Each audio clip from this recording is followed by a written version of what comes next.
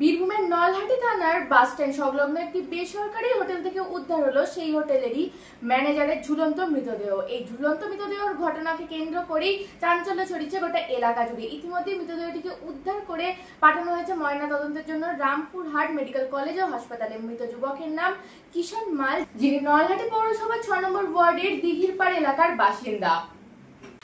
এই অনুষ্ঠানটি নিবেদন করছেন Indigo the Boutique, Ena Advertising, City Light Digital Production, Digi Legal India.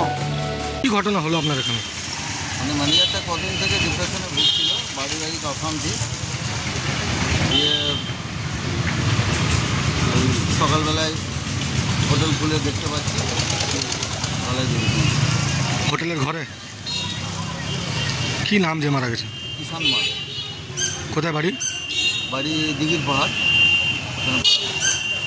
আপনার হোটেলে ম্যানেজারি করতো? হ্যাঁ, আপনার নাম? অম্বিকা প্রসাদ।